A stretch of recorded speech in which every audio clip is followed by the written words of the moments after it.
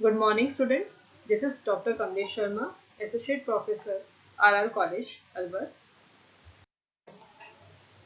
In a four-terminal network, two terminals act as input port and other two terminals act as output port, as we have discussed earlier in a video of circuit analysis, link given in the description.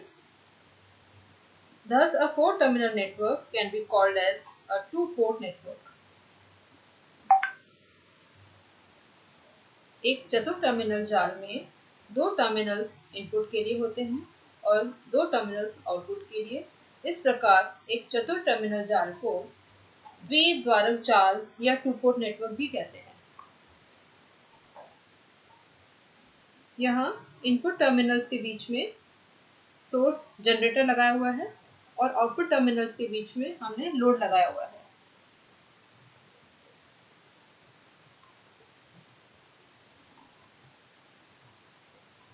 इस प्रकार हमारे पास चार quantities आती हैं, E1, I1, E2 और I2। E1 input terminals पर applied voltage है और E1 इनपुट करंट है। E2 आउटपुट टर्मिनल्स पर वोल्टेज है और I2 आउटपुट करंट है।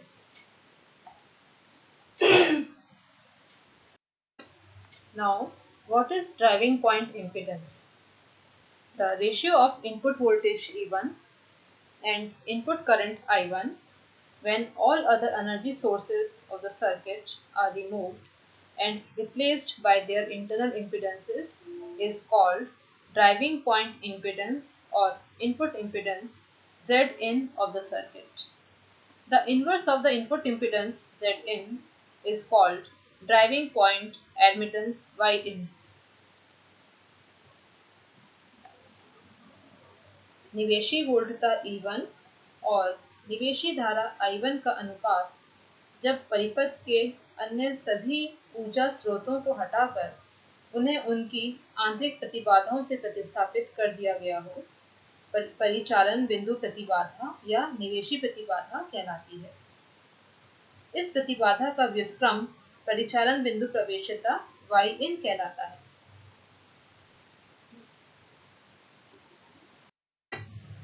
So, Zin is equal to E1 upon I1 and Yin is equal to I1 upon E1 जब अन्य सभी एनर्जी सोर्सेज का मान शून्य मान लिया जाता है।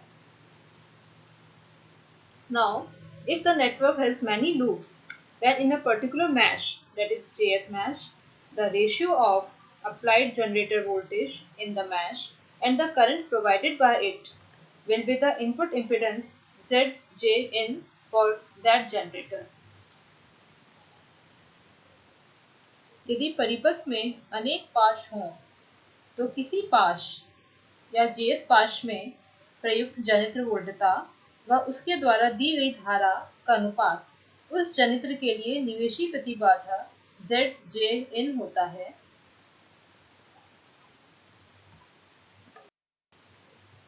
If we connect a voltage source in a particular mesh of the network, current flows in the other meshes also.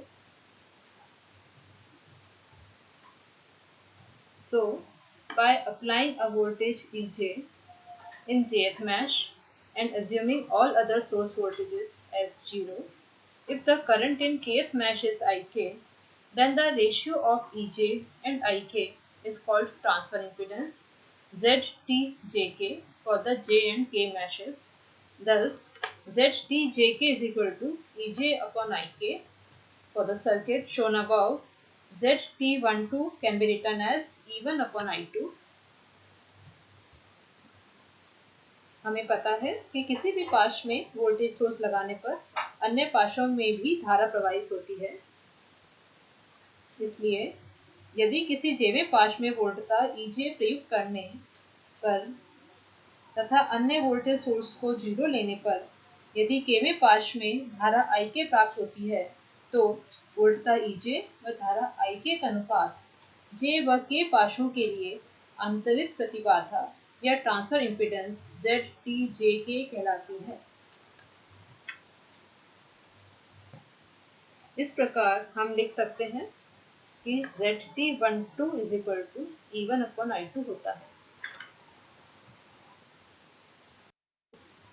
When the circuit is formed by bilateral impedances, using the principle of reciprocity, the transfer impedance ZTJK between J and K meshes is equal to the transfer impedance ZTKJ between K and J meshes. Therefore, ZTJK is equal to ZTKJ. We have studied earlier about the bilateral impedances in detail. For the circuit shown above, we can write ZT12 is equal to ZT21. It means E1 upon I2 is equal to E2 upon I1.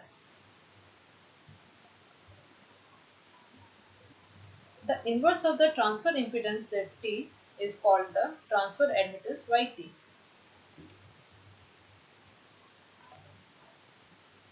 यदि परिपथ में द्विपार्श्विक प्रतिबाधाएं लगी हों तो व्युत्क्रमता सिद्धांत के अनुसार पाश J व K के मध्य अंतरित प्रतिबाधा ZTJK, पाश K और J के मध्य अंतरित प्रतिबाधा ZTKJ के बराबर होती है, अर्थात ZTJK is equal to ZTKJ.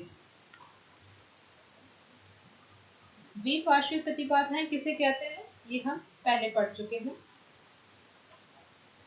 ZTJK is equal to ZTKJ होता है, इसलिए हम लिख सकते हैं कि ZT12 is equal to ZT21, अर्थात E1 upon I2 is equal to E2 upon I1.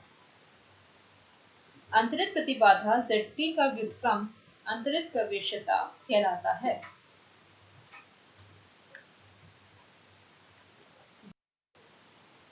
किसी भी कॉम्प्लिकेटेड नेटवर्क के लिए मैश इक्वेशंस को इस प्रकार लिखा जा सकता है. E is equal to Z into I.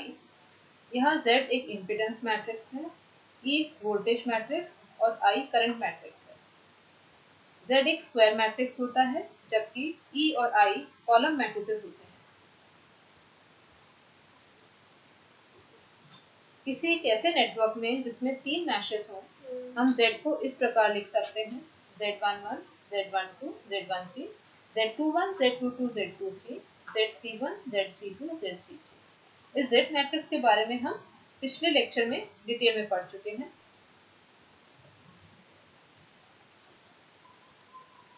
किसी भी टर्म का कोफैक्टर निकालने के लिए हम उस टर्म की रोज और कॉलम्स को डिलीट कर देते हैं और बाकी जो टर्म्स बचती हैं वो कोफैक्टर होता है.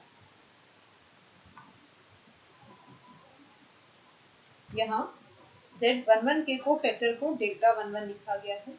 Z11 के कोफैक्टर निकालने के लिए हम फर्स्ट रो और फर्स्ट कॉलम को डिलीट कर देते हैं और हमारे पास जो एलिमेंट्स बचते हैं वो बचते हैं Z22, Z23, Z32, Z33. इस प्रकार डेल्टा 11 का मान हो गया Z22, Z23, Z32, Z33. इसी प्रकार Z12 का कोफैक्टर निकालने के लिए हम फर्स्ट रो और सेकेंड कॉलम को डिलीट कर देते हैं और हमारे पास जो एलिमेंट्स बचेंगे वो बचेंगे Z21, Z23, Z31, Z33. इसलिए हम डेल्टा 12 को लिख सकते हैं Z21, Z23, Z31, Z33. और इसी तरह बाकी सारे कोफैक्टर्स भी निकाले जा सकते हैं.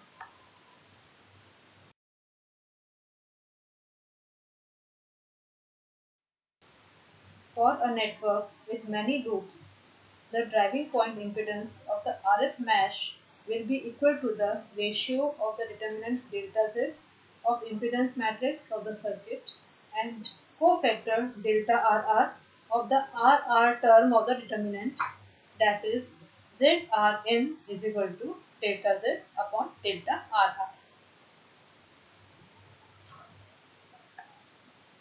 किसी परिपथ जाल में यदि हमें rth पाश की परिचालन बिंदु प्रतिबाधा निकालनी हो तो वह डेल्टा Z और डेल्टा RR के अनुपात के बराबर होती है. Similarly, the transfer impedance ZTJK between Jth and Kth meshes will be equal to the ratio of determinant delta Z of impedance matrix and cofactor delta JK of JK term multiplied by -1 to the power j plus k, that is ZTJK is equal to delta Z upon delta JK multiplied by -1 to the power j plus k.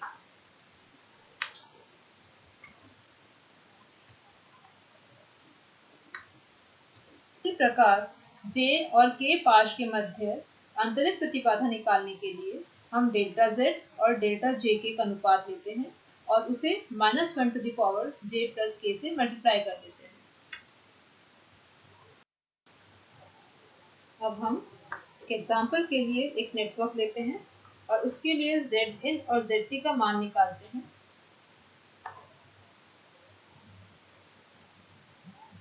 यहाँ diagram में एक network show किया गया है जिसमें दो loops हैं, input voltage E है और लोड ZL लगा हुआ है। पहले लूप में धारा I1 है, दूसरे लूप में धारा I2 है। अब किरचॉफ्स वोल्टेज लॉ को यूज करके दोनों लूप्स के लिए हम इक्वेशन निकालेंगे। फर्स्ट लूप के लिए जो इक्वेशन आती है वो है E = Z1I1 plus I1 minus I2 Z3 is equal to Z1 plus Z3 I1 minus Z3 I2। ये इक्वेशन 1 है। सेकेंड लूप के लिए किरचॉफ्स वोल्टेज लॉ यूज करने पर इक्वेशन आती है 0 is equal to Z2 I2 plus ZL I2 plus I2 minus I1 Z3। This is equal to minus Z3 I1 plus Z2 plus Z3 plus ZL I2। ये equation second है।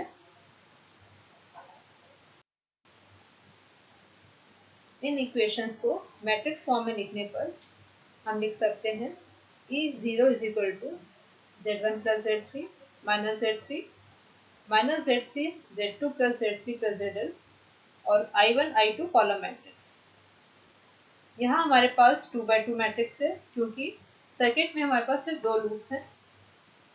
Z matrix है Z1 plus Z3 minus Z3 Z2 plus Z3 plus ZL। इसका determinant निकालने पर जो मान आता है वो है delta Z which is equal to Z1 Z2 plus Z2 Z3 plus Z3 Z1 plus Z1 plus Z3 ZL।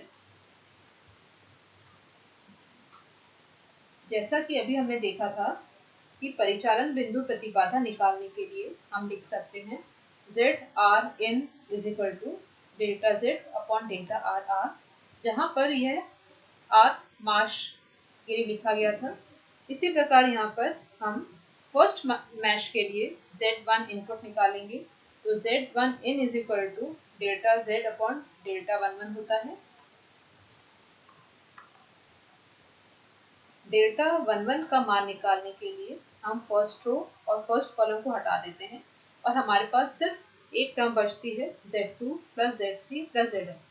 इसलिए Z1 इनपुट का मान हो गया delta Z upon delta 11 which is equal to Z1 Z2 plus Z2 Z3 plus Z3 Z1 plus Z1 plus Z3 ZL upon Z2 plus Z3 plus ZL।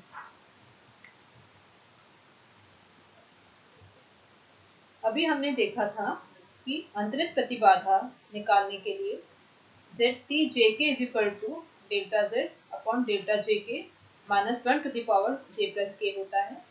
इससे ZT12 को लिख सकते हैं delta Z upon delta 12 minus 1 to the power 1 plus 2।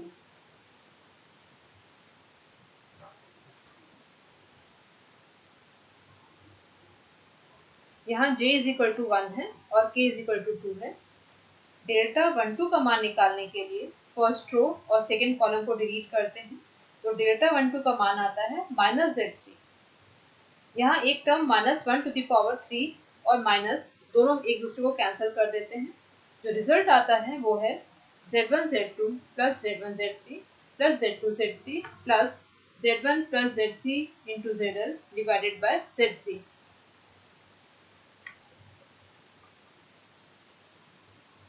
Z1in को हमने equation 3 लिखा है और ZT12 को हमने इक्वेशन 4 लिखा है। When the circuit is formed by bilateral impedances, using the principle of reciprocity, the transfer impedance ZTJK between J and K meshes is equal to the transfer impedance ZTKJ between K and J meshes. Therefore, ZTJK is equal to ZTKJ. We have studied earlier about the bilateral impedances in detail. For the circuit shown above, we can write ZT12 is equal to ZT21. It means E1 upon I2 is equal to E2 upon I1. The inverse of the transfer impedance ZT is called the transfer admittance YT.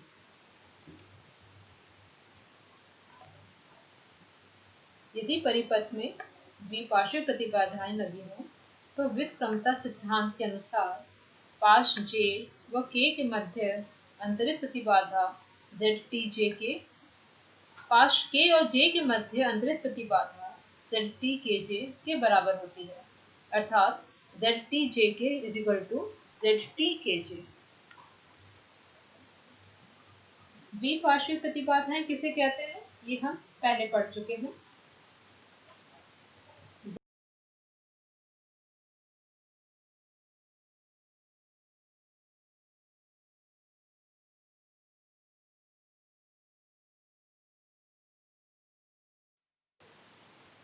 किसी भी complicated network के लिए mash equations को इस प्रकार लिखा जा सकता है, E is equal to Z into आई।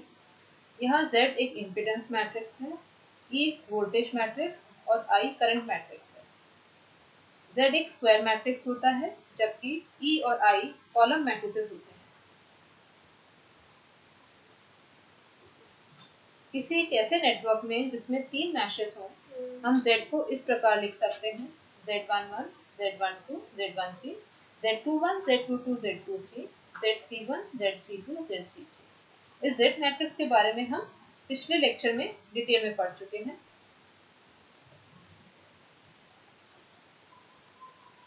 किसी भी टर्म का कोफैक्टर निकालने के लिए हम उस टर्म की रोज और कॉलम्स को डिलीट कर देते हैं और बाकी जो टर्म्स बचती हैं वो कोफैक्टर होता है।